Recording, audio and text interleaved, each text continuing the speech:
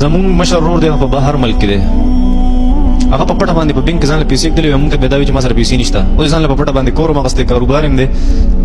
او موږ دوه کشران درونه موږ بدلته د پلار کاروبار چلو اوس د تقسیم خبر رااله نو آیا پلار موږ له سیوایي حصہ راکولی شي کنه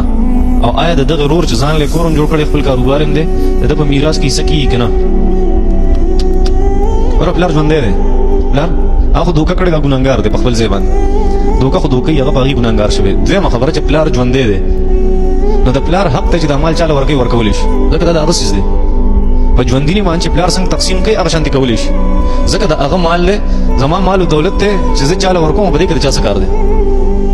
هغه چې د درېیمې حصې وصیت دی هغه په هغه حالت کې دی چې د مرګ کله رانږدې شي نو د وصیت بیا کېږي په درېیمه حصه کې به جاري کېږي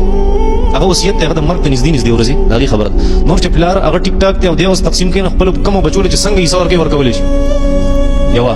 د ده اختیار دی دویمه خبره که اوس پلار چېرته مړ شو نو دا ستاسو یو شان ترور دی او ده ته به برابر حصه په دې کې میلاویږي ښه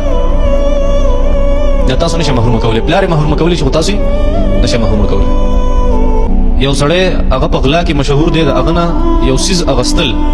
په پیسو باندې دا روا دي که ناروا دي چې تا ته پته ده چې دی هغه هغه څیز چې تا لې ته ګناهګار یې امام صاحب یا یو عام سړی په جومات کې دننه سایکل یا بایک وغیره هغه پارک کولی شي که نشي پارک کولی بالکل ناروا دي د جومات په حدودو کې پارکینګ ناروا دی ناجایز دی د جومات بې ادبي ده ښه هغه د پارکینګ دپاره په هغې کې ځای جوړ وي نو بیا درست هلته ودرولی شي مسجد چې کوم حدود دي په هغې کې به نه ودروي دا بې ادبي ده